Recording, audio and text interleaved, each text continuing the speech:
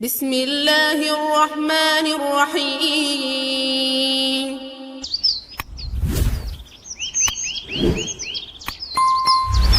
بسم الله الرحمن الرحيم والذين يكنزون الذهب والفضة ولا ينفقونها في سبيل الله فبشرهم بعذاب أليم وقال نبينا صلى الله عليه وسلم تالله ما صدقت مال عبد من صدقة أو كما قال صلى الله عليه وسلم.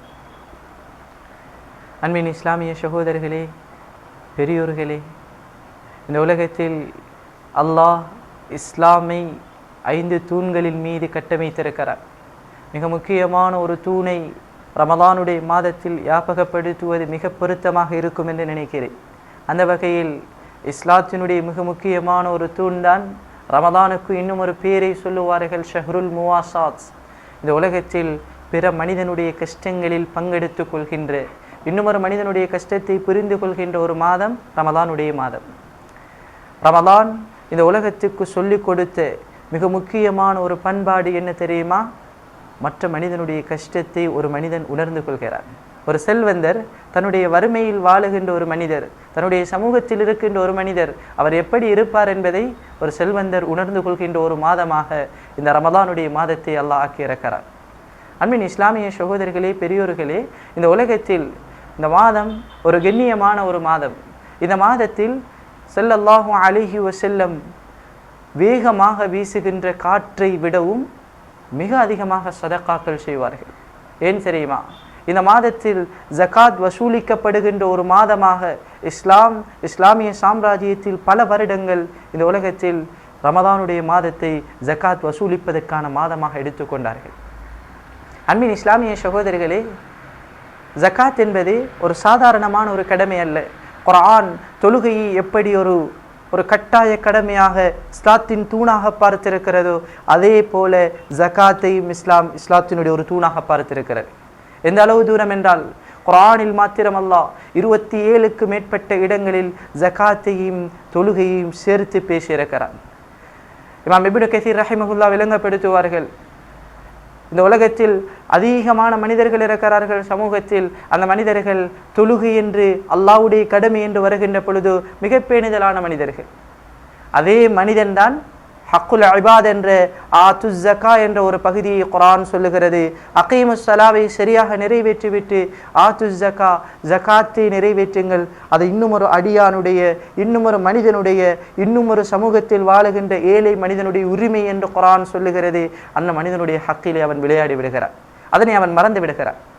இதை இஸ்லாம் மிகப்பெரிய ஒரு பாவமாக பார்த்திருக்கிறது. குர்ஆன் சொல்லுகிறது, தங்கம் வெள்ளியை நாணயங்களை பொக்கிஷங்களாக சேர்த்து கொண்டு அல்லாஹ்வுடைய பாதையில் கொடுக்காத, ஜகாத்தை வழங்காத மனிதர்கள் ஃபபஷ்ஷிருஹும், அவர்களுக்கு நீங்கள் சொல்லுங்கள் நபியே, பிஅதாபின் அலீம், மிக கடினமான வேதனை இருக்கிறது. நோவினை தருகின்ற மிகப்பெரிய வேதனையை கொண்டு நான் சோதிப்பேன் என்று அந்த மக்களுக்கு சொல்லுங்கள் என்று அல்லாஹ் குர்ஆனில் சொல்லுவதை பார்க்கிறோம். நாளை கியாமத்துடைய நாள், யௌம யுஹ்மா அலைஹா, அந்த மனிதர்களில் அவர்கள் எந்த பொக்கிஷங்களாக சேமித்து வைத்திருந்தார்களோ அவைகளை அல்லாஹ் அந்த மனிதர்களுடைய அவர்களுடைய உடல்களில், அவர்களுடைய நெஞ்சு பகுதிகளில், அவர்களுடைய முதுகு பகுதிகளில், நெற்றிகளில் அல்லாஹ் அதனை ஈயமாக காட்சி ஊத்துவான் என்ற கருத்தை ஸல்லல்லாஹு அலைஹி வஸல்லம் சொன்னார்கள். அந்த உலகத்தில் இமாம் ஷஅராவி ரஹிமஹுல்லாஹ் ஒரு அழகான ஒரு கூற்றை சொல்லுவார்கள், இலா மன் யதபாஹூன பிகஸ்ரத்தில் ஹஜ்ஜி வல் உம்ரா, சமூகத்தில் நிறைய மனிதர்களை நான் கண்டிருக்கிறேன், அதிகமான ஹஜ்ஜி கொண்டும் அதிகமான உம்ராக்களை கொண்டும் அதிகமாக நான் தவாப் செய்திருக்கிறேன் என்றும் பெருமையாக பேசிக்கொள்கின்ற மனிதர்கள். இந்த மனிதர்களிடம் நான் சொல்வது ஒன்றுதான். என்ன தெரியுமா சொல்லுவார்? தூஃபு ஹவுல குல்லி பைத்தி ஃபகீரின், இந்த சமூகத்தில் நிறைய ஏழை வீடுகள் இருக்கிறது. இன்றைய தினம் சாப்பிட்டால் நாளைய தினம் நான் என்ன செய்வேன் என்று ஏங்குகின்ற மனிதர்கள் இந்த சமூகத்தில் நிறைய பேர் இருக்கிறார்கள். அந்த மனிதர்களுடைய வீடுகளை வலம் வந்து பாருங்கள், அந்த வீடுகளை தவாப் செய்து பாருங்கள். அவர் சொல்லுவார், என்ன தெரியுமா? தஜிதூன் அல்லாஹ இந்த குல்லி பைத்தி ஃபகீரின், ஒவ்வொரு ஏழை வீட்டிலும் நீ அல்லாஹ்வை கண்டுகொள்வாய், ஒவ்வொரு ஏழைகளுடைய கண்ணீரிலும் நீ அல்லாஹ்வை கண்டுகொள்வாய், ஒவ்வொரு ஏழையினுடைய அந்த வயிற்று பசியிலும் நீ அல்லாஹ்வை கண்டுகொள்வாய் என்ற கருத்தை இமாம் ஷஅராவி ரஹிமஹுல்லாஹ் சொல்லுவார்கள். இந்த உலகத்தில் நிறைய மனிதர்கள் ஹக்குல்லா, அல்லாஹ்வுடைய கடமை என்று வருகின்ற போது பேணுதலான அதே சமூகம்தான் இந்த ஜகாத் என்ற ஹக்குல் இபாத் என்ற ஒரு கடமை வருகின்ற பொழுது மிக கணிசமான அளவு நிறைய மனிதர்கள் இதிலே கோட்டை விடுவதை பார்க்கிறோம். ஹஜ்ரத் முஆத் பின் ஜபல் ரலியல்லாஹு அன்ஹு அவர்கள் யமனுக்கு அனுப்புகின்ற போது ஸல்லல்லாஹு அலைஹி வஸல்லம் சொல்லி அனுப்பினார்கள், அன்னல்லாஹ கத் இஃப்தரல அலைஹிம் 5 ஸலவாத்தின் ஃபில் யௌமி வல் லைலா. அல்லாஹ் 5 நேர தொழுகைகளை கடமையாக்கி இருக்கிறான். அதனை அவர்கள் சரியாக செய்யும்படி சொல்லுங்கள், தொழும்படி சொல்லுங்கள். அதற்கு ஃபைன்ஹும் அதாஉ லிதாலிக், அவர்கள் அதற்கு வழிபட்டால் ஜகாத்தை சொல்லுங்கள். நிறைய ஏழை மனிதர்கள் இருக்கிறார்கள், அந்த ஏழை மனிதர்களுக்கு கொடுக்கப்பட வேண்டிய ஹக்கை பற்றி பேசுங்கள். அதற்கு உமர் ரலியல்லாஹு அன்ஹு அவர்களுடைய காலம், யமனுடைய ஜகாத் மதீனாவை நோக்கி வருகிறது. அதற்கு உமர் ரலியல்லாஹு அன்ஹு அவர்கள் சொல்கிறார்கள், என்ன தெரியுமா, யமனுடைய ஜகாத் மதீனாவிலே விநியோகம் செய்யப்பட முடியாது. அதற்கு முஆத் பின் ஜபல் ரலியல்லாஹு அன்ஹு அவர்கள் சொன்னார்கள், அமீருல் முஃமினீன் அவர்களே, அதற்கு உமரே, யமனிலே ஜகாத் பெறுவதற்கு தகுதியான எந்த ஒரு மனிதனும் கிடையாது. நாங்கள் ஜகாத்தை சரியாக வசூலித்து கொடுத்து வந்தோம். ஜகாத் பெற தகுதியான ஏழை மனிதர்கள் இல்லாத ஒரு யமனை உருவாக்கி இருக்கிறோம். அதனால் மதீனாவில் நிறைய ஏழைகள் இருக்கிறார்கள், அவர்களுக்கு நீங்கள் கொடுத்து கொள்ளுங்கள் என்று ஹஜ்ரத் முஆத் பின் ஜபல் ரலியல்லாஹு அன்ஹு அவர்கள் சொன்ன வரலாற்றை இஸ்லாமிய வரலாற்றிலே பார்க்கலாம். ஏன் இந்த உலகத்தில் வறுமை ஒழிக்கலாம், வறுமையை ஒழிப்போம், வறுமை இல்லாத ஒரு சமூகத்தை உருவாக்குவோம் என்று பேசிக்கொண்டு திரிகின்ற எத்தனையோ மனிதர்களை, எத்தனையோ சமூகங்களை, எத்தனையோ தேசங்களை பார்க்கிறோம். இதுவரைக்கும் அவர்கள் வகுத்த வறுமை ஒழிப்பு திட்டங்கள் எல்லாம் கடைசியில் அது தோல்வியில் தான் போய் முடிந்திருக்கிறது. ஆனால் இஸ்லாம் இந்த உலகத்துக்கு கொடுத்தது, இந்த அல்லாஹ் இந்த உலகத்தில் ஜகாத் என்ற ஒரு அழகான பகுதியை வகுத்து கொடுத்தான். அல்லாஹ்வால் இந்த உலகத்தில் எந்த ஒரு நபி, எந்த ஒரு மலக்கினுடைய தலையீடும் இல்லாமல் வகுக்கப்பட்ட ஜகாத் என்ற ஒரு அம்சம் இந்த உலகத்தில் ஹஸரத் ஸல்லல்லாஹு அலைஹி வஸல்லம் சொன்னார்கள், யதவல்லா பிகிஸ்மதிஹா, அதனை யாருக்கு கொடுக்க வேண்டும், எப்படி கொடுக்க வேண்டும், எந்தெந்த நேரத்தில் கொடுக்கப்பட வேண்டும் என்பதை அல்லாஹ் தீர்மானித்திருக்கிறார். உலகத்தில் மனித மூளைகளால் உருவாக்கப்பட்ட சட்ட திட்டங்கள் அல்ல ஜகாத்துடைய சட்ட திட்டம்.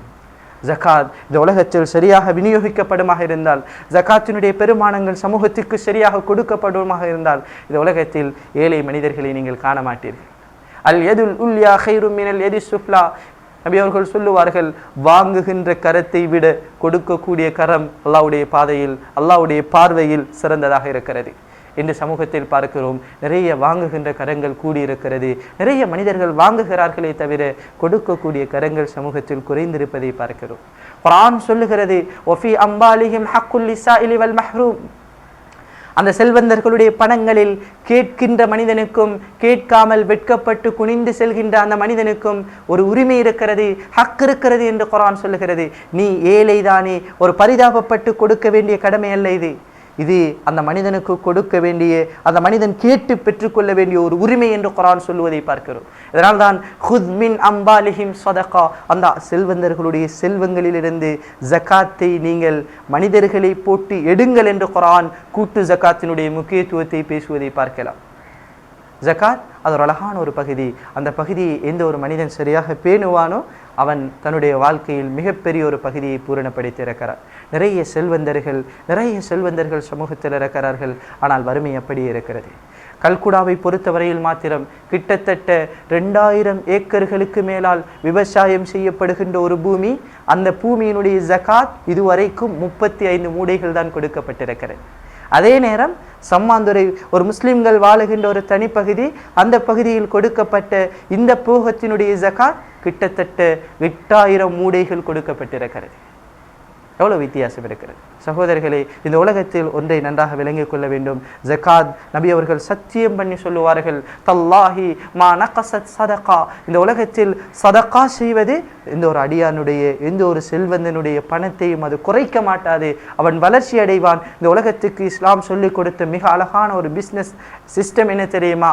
ஜகாத் என்ற சிஸ்டம். இதை யார் இந்த சமூகத்தில் இம்ப்ளிமெண்ட் பண்ணுவார்களோ, அமல்படுத்துவார்களோ, அவர்கள் இந்த சமூகத்துக்கு நல்லதை கொடுப்பார்கள், நல்லதை பெற்றுக்கொள்வார்கள். அவர்களிடம் இருக்கின்ற அந்த பணமும் மிக தூய்மையான ஒரு பணமாக மாறிவிடும். அந்த வகையில் தான் இந்த மாதம் ரமலானுடைய மாதம், ஷஹ்ருல் முவாசாத், பிற மனிதனுடைய கஷ்டத்தை விளங்கிக் கொள்வதை இஸ்லாம் இபாதத்தாக பார்த்த ஒரு மாதம். இந்த மாதத்தில் தான் ஒரு ஏழை மனிதனுடைய கஷ்டம் இப்படித்தான் இருக்கும் என்பதை ஒரு பணக்கார மனிதன், ஒரு செல்வந்தன் அவன் விளங்கிக் கொள்கிறான். அந்த வகையில் இந்த மாதத்தை ரமலானுக்குரிய ஒரு மாதமாக, இபாதத்துகளுக்குரிய மாதமாக மட்டும் பயன்படுத்தி விடாமல், இந்த உலகத்தில் ரமலான் என்ற ஒரு கண்ணியமான மாதத்தை அல்லாஹ் அடைகின்ற சந்தர்ப்பத்தை தந்திருக்கிறான். அந்த மாதத்தை பிற மனிதனுடைய கஷ்டத்தை விளங்கிக் கொள்கின்ற ஒரு பகுதியையும் இதற்குள்ளால் உள்வாங்கி ஜகாத் என்று யாரெல்லாம் ஜகாத் கடமையான மனிதர்கள் இருக்கிறார்களோ அவர்கள் தன்னுடைய ஜகாத்தை சரியாக நிறைவேற்றுவார்களாக இருந்தால் இந்த சமூகத்துக்கு அல்லாஹ் பரக்க செய்வான், இந்த சமூகத்துக்கு அல்லாஹ் ரஹ்மத் செய்வான், நல்ல மழையை பொழிவிப்பான். நபியுடைய ஹதீஸ் இருக்கிறது, எந்த சமூகத்தில் ஜகாத் விநியோகிக்கப்படாமல் தடுக்கப்படுகிறதோ அந்த சமூகத்துக்கு அல்லாஹ் மழையை கொடுக்க மாட்டான். எனவே எங்களுடைய வாழ்க்கையில் அல்லாஹ்வுக்கு விருப்பமான மனிதர்களாக மாறணுமாக இருந்தால் இந்த உலகத்தில் அல்லாஹ் சொன்ன ஹக்குல்லா, அல்லாஹ்வுடைய கடமை, ஹக்குல் இபாத், ஒரு அடியானுக்கு செய்கின்ற கடமை, இந்த ரெண்டையும் சரிவர நிறைவேற்றுவோமாக இருந்தால் அல்லாஹ்வுடைய பார்வையில் நல்ல மனிதர்களாக மாறலாம். அப்படியாக மாறுவதற்கு அல்லாஹ் நம் அனைவர்களுக்கும் அருள் பாலிப்பானாக. ஆமீன். வாஹிரு தஅவானா அனில் ஹம்துலில்லாஹி ரப்பில் ஆலமீன். அஸ்ஸலாமு அலைக்கும் வரஹ்மத்துல்லாஹி வபரகாத்துஹு.